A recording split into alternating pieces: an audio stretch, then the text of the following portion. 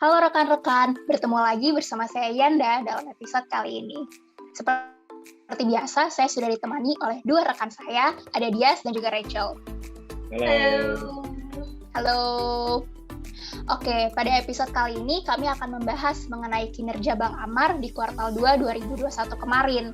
Nggak lupa juga, kami akan membahas pula mengenai economic dan market outlook di tahun 2021 hingga akhir tahun nanti. Oke, sebelum kita mulai, mau mengingatkan untuk jangan lupa like, subscribe, dan juga pencet lonceng merah di bawah ini, agar kalian nggak ketinggalan update terkini terkait Bank Amar. Oke, sebelum kita mulai membahas mengenai performance Bank Amar di kuartal 2 2021, kita mungkin bisa ke Rachel dulu nih. Halo Rachel, apa kabar? Halo Yanda, kabar baik, sehat-sehat. Yanda gimana? Alhamdulillah baik. Gak ketemu ya kita di episode kali ini, tapi ketemunya online. Iya, bener-bener. Gak apa-apa. Iya, gimana PPKM di rumah? Aman? Bekasi kayak nggak ada PPKM ya? Oh, sama aja ya? Ramai, tetap ramai, sampai malam juga. Oke. Nah, Rachel, mungkin masih terkait PPKM juga nih, mau nanya-nanya dong, kira-kira gimana sih kondisi ekonomi Indonesia mungkin 1 bulan ke belakang dan juga ke depannya tuh seperti apa sih dengan outlook adanya PPKM ini, peningkatan kasus COVID juga, kayak gimana sih? Mungkin ada teman-teman yang baru gabung sama kita yang nggak sempat ngeliat video-video sebelumnya, itu bisa cek dulu video-video sebelumnya karena kita banyak bahas di situ dari tahun lalu sampai kemarin video yang terakhir tuh triwulan 1 seperti itu. Nah,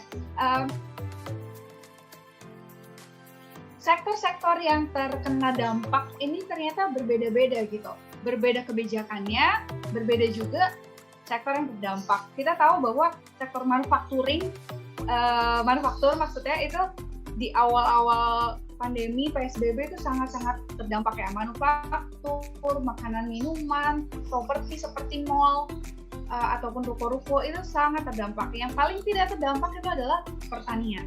Nah, sampai sekarang pertanian masih belum terdampak banyak oleh kebijakan pembatasan seperti PSBB ataupun PPKM ini. Namun menariknya, mulai banyak sektor yang juga makin resisten terhadap dampak buruk kebijakan ini. Mungkin karena belajar ya Yanda, belajar bahwa ternyata bisa kok dicari loophole-nya seperti itu. Ternyata bisa kalau dibikin semuanya ke online aja. Atau pemerintah juga memberikan agak ada perbedaan gitu antara PSBB. Dulu kan PSBB benar-benar nggak boleh sama sekali, terus diubah jadi sampai jam 7, sekarang diubah lagi sampai jam 8, pernah diubah lagi sampai jam 9, dan sekarang bahkan boleh makan dine in tapi hanya 20 menit, itu banyak dijadikan meme. Nah, oleh karena itu perbedaan kebijakan seperti ini membuat sektor-sektor seperti makanan minuman juga nggak separah dulu terkenanya. Jadi paling kalau ngomongin tentang PSBB atau PPKM, pokoknya pembatasan yang merupakan kebijakan pemerintah, itu sih Anda dampaknya ke sektor-sektor tertentu. Oke, mungkin di episode sebelumnya juga udah pernah di-recap ya kalau misalnya pertumbuhan ekonomi di kuartal 2 itu positif ya, Rachel, mungkin boleh dikoreksi. Nah, ini menarik nih. 3 hari yang lalu, itu Bank Indonesia merevisi kedua kalinya pertumbuhan ekonomi Indonesia di tahun ini ya. Oke. Tadi itu positif banget ya, Nda. Tadi ya optimis banget gitu pemerintah. 2021 bisa lah ini mencapai 5,5 gitu. Terus direvisi jadi 5,3. Terus direvisi lagi jadi 5,1. Kayak gitu. Ya, menariknya ya, mungkin kesannya kayak kok inkonsisten ya, tapi kami ekonom melihatnya malah ini bagus ya, pemerintah berarti mulai transparan dan mereka melakukan reiterasi atau rekalkulasi terus gitu terhadap proyeksinya, jadi nggak yang optimisme buta seperti itu. Nah, mengenai kuartal 2, di video yang sebelumnya kan aku sempat sebut ya, Bu Sri Mulyani bilang itu beliau percaya 7% kuartal kedua pertumbuhan ekonomi Indonesia. Itu direvisi Anda, jadi di bawah 7%. Iya, di bawah 7% tapi tetap di atas 6%. Berarti ya 6-7% pula ya. Gitu ya Anda. Oke, berarti memang ada peningkatan cases ini dan juga PPKM memang memiliki efek terhadap pertumbuhan ekonominya ya. Dan juga mungkin bisa kita lihat juga kalau misalnya perbedaannya dengan tahun lalu itu mungkin surprising effect-nya udah nggak sekencang tahun lalu ya, karena kita sudah tahu what to expect, harus bertindak seperti apa, kayak gitu ya. Betul Yanda. Nah, itu kan dari sisi ekonominya ya.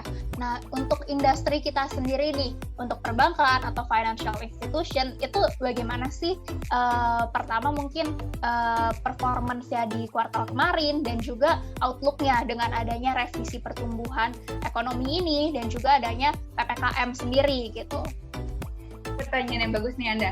Tadi kan kita pas bahas PPKM aku sempat mention ya, ada sektor-sektor yang dari dulu emang kena hit, tapi ada juga yang belakangan kena hitnya nggak begitu parah karena udah belajar. Nah, kalau kita ngomongin sektor perbankan sendiri atau industri keuangan as a whole, bersama dengan multi-finance, itu tuh kita paling aman. Dari awal kita kena hit tapi sangat sedikit gitu. Kita cukup aman karena kita memang di payungnya atau dilindungi sama banyak aturan dan juga insentif dari pemerintah melalui otoritas-otoritas seperti Bank Indonesia, OJK, seperti itu. Nah, mengenai performance industri perbankan sendiri, sebenarnya rasio-rasio seperti kecukupan modal itu masih aman ya, NPL bahkan juga masih aman. Cuma ya itu tadi gitu, pertumbuhan dana pihak ketiganya kan masih banyak, masih besar, masih banyak orang menyimpan tabungan ataupun deposito di bank. Tapi masalahnya nggak disalur-salurin, jadi LDR-nya makanya terus menurun gitu kan ya, karena loan-nya yang dikasih masih kecil, sementara depositonya makin nggak makin baik juga, tapi terbilang banyak lah bisa dibandingkan loan yang di-disperse. Seperti itu mungkin ya, Andra. Oke. Thank you banget Rachel atas penjelasannya. Jadi mungkin kalau bisa kita recap gitu apa yang udah diinformasikan oleh Rachel adalah bahwa kalau di kuartal 2 2021 kemarin itu terdapat revisi pertumbuhan ekonomi Indonesia yang tadinya diperkirakan di sekitar 7%, tapi mungkin agak sedikit di bawah 7%, yaitu antara 6 hingga 7% seperti itu. Adapun for the rest of the year diprediksikan oleh BI ada di sekitaran angka 3,5% ya kalau saya tidak salah gitu. Nah, dampak PPKM juga itu mungkin efek surprising-nya juga udah nggak begitu dirasakan untuk yang tahun ini. Tetap ada, cuma mungkin berbeda dengan efek surprising yang di tahun sebelumnya, karena kita udah tahu nih langkah apa yang harus diambil, terus to what extent sih ini exposure-nya, kayak gitu mungkin ya. Nah, adapun kalau dari sisi perbankan, tadi udah dijelasin juga oleh Rachel bahwa perbankan sendiri masih melakukan pengereman untuk disbursement-nya, karena mereka masih berhati-hati banget nih dalam memberikan kreditnya. Seperti itu mungkin ya, kalau bisa kita recap. Oke, thank you banget Rachel atas penjelasannya, as always spot on. Nah, mungkin sekarang kita bisa move on sedikit nih ke Dias ya, untuk ngebahas gimana sih performance Bank Amar di kuartal 2 2021 kemarin. Ada updates apa aja sih? Oke, Dias mungkin bisa dimulai. Oke, thank you Yanda atas waktunya. Terus kemudian Rachel juga tadi as always really good information ya tentang ekonomi dan juga industri. Nah mungkin nyambung juga sih sebelumnya, kan aku pengen jelasin ada dua ya dari sisi kinerja sama update juga bisnisnya Amar Bank. Cuma mungkin nyambung dulu sedikit, tadi kan Rachel juga udah mention bahwa sebenarnya UMKM ini kan jadi salah satu yang ini ya, maksudnya penggerak ekonomi gitu ya. Apalagi kan UMKM ini secara penyumbang PDB itu sekitar 61% ya, correct me if I'm wrong Rachel gitu. Jadi walaupun tadi kayak misalnya bank itu emang secara average itu mengerem penyaluran kredit, tapi Amar Bank sendiri nih sebenarnya tidak mengerem sih, lebih ke arah ke hati-hati gitu kalau Amar Bank sendiri. Jadi kita tetap menyalurkan tapi hati-hati nih, apalagi kita kan memang banyak yang membantu UMKM juga ya untuk menyalurkan kreditnya gitu. Jadi seperti itulah. Nah makanya per kuartal 2 2021 ini Amar Bank itu udah maksudnya tetap meningkat gitu, secara portofolio buku pinjaman itu meningkat dibanding tahun sebelumnya. aja tetap meningkat gitu dari Juni 2020 gitu, sebesar 8%. Jadi sekarang ini 1,85 triliun nih posisi loan kita. Nah, untuk portofolio sendiri memang tadi ya banyak dari Tunaiku. Jadi gimana Tunaiku ini kan ya pinjaman digital ya. Jadi aplikasi perharinya itu yang datang tuh tetap stabil walaupun semenjak pandemi ya bulan Maret tuh tidak menurun tapi cenderung stabil lah gitu di perharinya gitu, sekitar 5.000 gitu perharinya yang masuk ya, pinjaman yang masuk.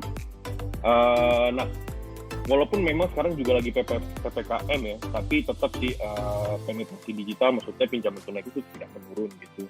Jadi kurang lebih sampai kuartal 2 ini kita masih tetap kredit dan tetap tumbuh lah gitu dibanding kuartal sebelumnya dan bahkan dibanding tahun sebelumnya.